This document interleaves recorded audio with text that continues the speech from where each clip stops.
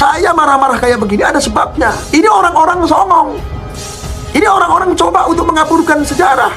Ini orang-orang menjual kemuliaan. Emang antum tahu? Emang Anda paham itu? Kami nggak berbicara ini kalau tidak ada roastingan-roastingan seperti itu. Kami nggak akan berbicara seperti ini kalau nggak ada statement-statement yang ujaran kebencian. Kami nggak akan ngomong seperti ini kalau mereka tidak mengajak umat untuk membenci satu sama lainnya. Ini sanadnya kan sampai Ubaidillah. Ternyata Ubaidillah terputus.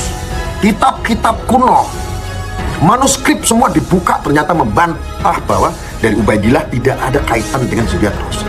Nah kayak begini kan harus butuh pembuktian secara ilmiah gitu loh. Kenapa harus marah-marah?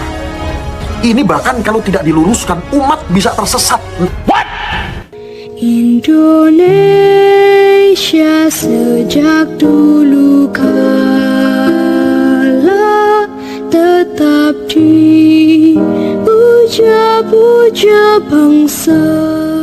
Geger, urusan nasab semakin meluas, urusan nasab semakin ramai, dan publik sekarang sudah banyak yang mempertanyakan soal nasab Habib, nasabnya para habaib. Apakah betul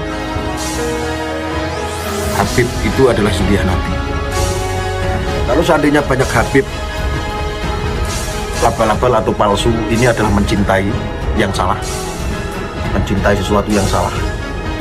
Ini adalah abad pembersihan. Jadi saya sudah sering sampaikan, hal yang kecil akan menjadi besar ya. Hal yang sangat sepele bisa menjadi meledak kemana-mana, dan ini sudah terjadi. Harusnya para habaib ini bisa menasihati yang namanya Bahar Smith. Kenapa kok malah condong membela? Labong salah penuh dengan caci maki, penuh dengan iri dan dengki, menyakiti sesama manusia, bahkan Wali Songo senanya dikait-kaitkan. Ini perilaku-perilaku yang sudah sangat keterlaluan. Harusnya sebagai, mohon maaf untuk Habib Taufik Assegaf, harusnya bisa tegas sebagai ketua Robitoh itu menasihati. Di mana ada oknum Habib, kan? Masya Allah, sekarang ini sudah seperti apa ya? Ya dilema gitu. Sebetulnya umat itu dilema.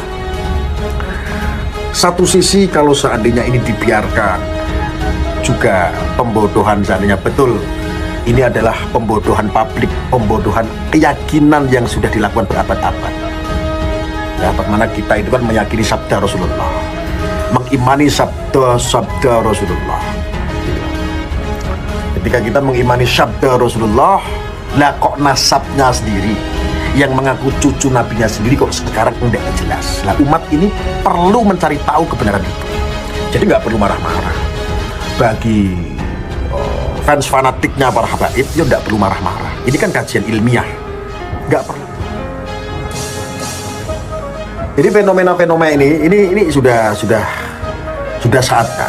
Yang disebut itu, kalau saya pernah dawuhnya Mbak Yaitar itu, ini tuh kebangkitan tasawuf. Hati-hati, orang suci akan terbongkar kebobrokannya. Orang yang sok suci, orang korupsi akan terbongkar pula, dan segala sesuatunya dimulai dari hal yang kecil, yang sepele.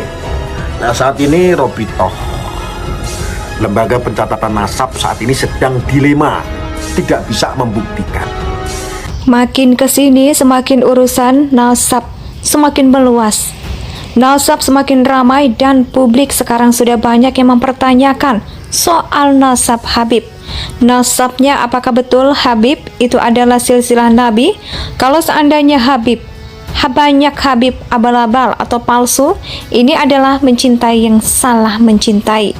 Sesuatu yang salah ini adalah pembersihan. Jadi saya sudah sering sampaikan, hal yang kecil akan menjadi besar, hal yang sangat sepele bisa menjadi meledak kemana-mana, dan ini sudah terjadi. Harusnya para habaib ini bisa menasehati yang namanya Bahar. Awal mulanya dari mana? Dari hal yang sepele, dari hal yang kecil seperti si Bahar.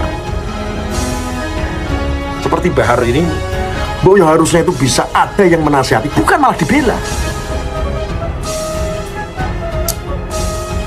Lucu gitu. Dan publik sekarang itu sudah mulai banyak yang sadar dan tahu bahwa Habib dalam Islam itu Zuriat Rasul itu namanya bukan Habib. Sekarang sudah publik banyak yang tahu. Sebutan Habib sama dengan gelar seperti kiai, disematkan di Yaman. Publik sudah mulai tahu. Wali Songo memiliki isbat, merujuk kepada Nakobah. Ini sudah terverifikasi dengan baik para syahid dan syarif yang ada kezuriatan pada baginda besar Nabi Muhammad Sallallahu Alaihi Wasallam. Akhirnya mereka sendiri yang selalu menjual kemuliaan, menjual nasab, seolah-olah mengakuisisi dirinya bahwa seorang Habib, dia adalah seorang cucu Nabi. Sekarang hampir nggak bisa membuktikan. Ya, kayak begini kan jadi repot. Ini bisa menjadi panjang, ini bisa menjadi kebongkar semua. Nah kalau kebongkar berarti artinya selama ini kalau kebongkar semua, kan ini menjadi dilema.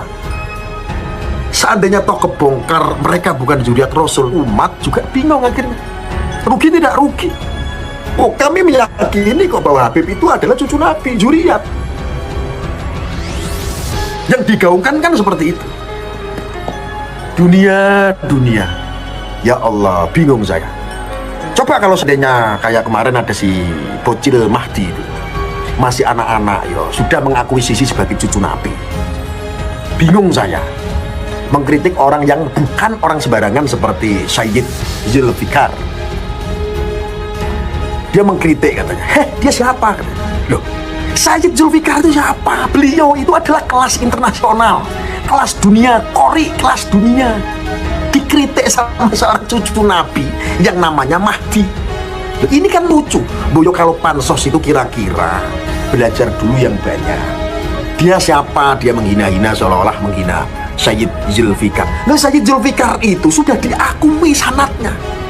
Kenapa kok malah condong membela wong salah, penuh dengan caci maki, penuh dengan iri dan dengki, menyakiti sesama manusia, bahkan Wali Songo serta keturunannya dikait-kaitkan. Ini perilaku-perilaku yang sudah sangat sakit. Nasabnya sudah diakui oleh dunia.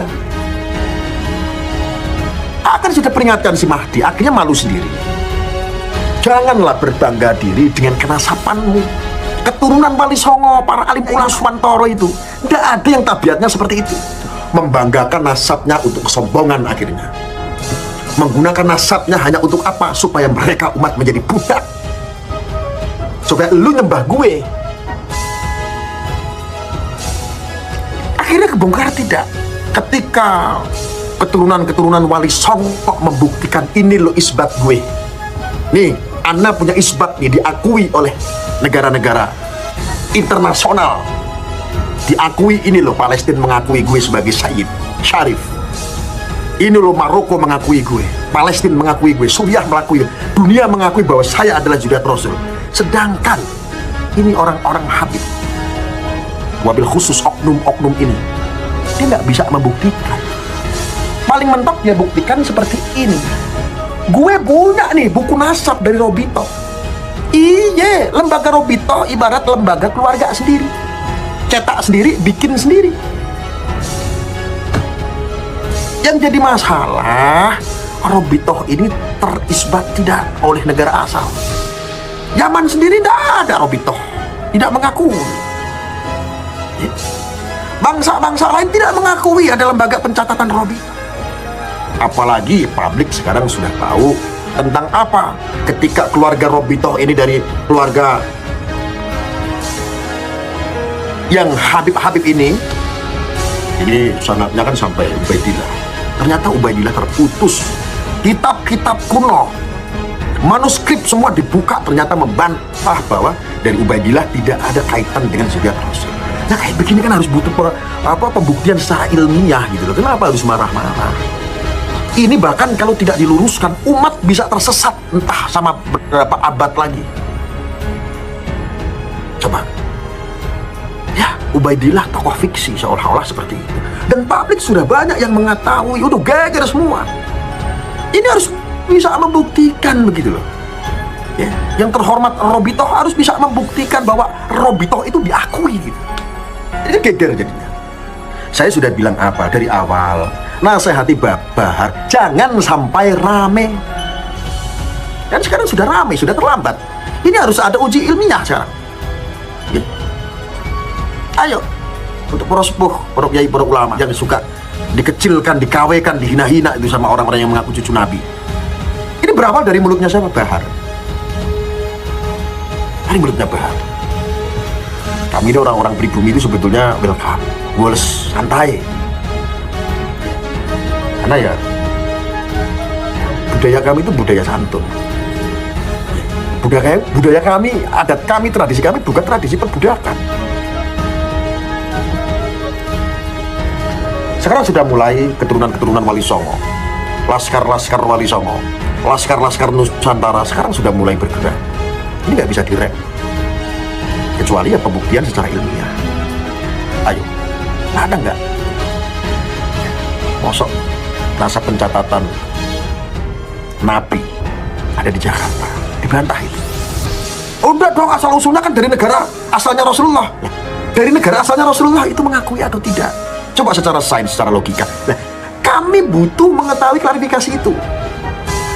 Kami butuh paham itu. Jadi kajian-kajian ilmiah ini umat itu harus berterima kasih. Jangan sampai kalau ini tidak benar, tidak ada pelurusan, maka berabad-abad lagi akan disambung pembodohan-pembodohan ini. Kacau tidak? Kacau. Masya Allah. Oh zaman sekarang itu aneh kok. Salah dalil ribut, tapi nek cangkemmu bermasalah, los. Hah? Zaman sekarang itu loh urusan dalil. Maco Arab sidik itu loh harokatnya nggak pas saja geger, tapi tabiat akhlakmu nggak bener, boles, los dol. Nah, kondisikan nanti biar aman. Kayak begitu tuh. Ini umat apa namanya? Dan ini abad apa? Ini abad pembersihan saat ini. Hati-hati. Yang kau pandang suci belum tentu suci. Bisa jadi mereka sok suci, munafik. Yang kau anggap munafik, yang kau anggap suka marah-marah yang mana dulu? Saya marah-marah kayak begini ada sebabnya. Ini orang-orang songong. Ini orang-orang coba untuk mengaburkan sejarah. Ini orang-orang menjual kemuliaan. Emang antum tahu? Emang anda paham itu? Kami nggak berbicara ini kalau tidak ada roastingan seperti itu. Kami nggak akan berbicara seperti ini kalau nggak ada statement-statement yang ujaran kebencian. Kami nggak akan ngomong seperti ini kalau mereka tidak mengajak umat untuk membenci satu sama lainnya. Indonesia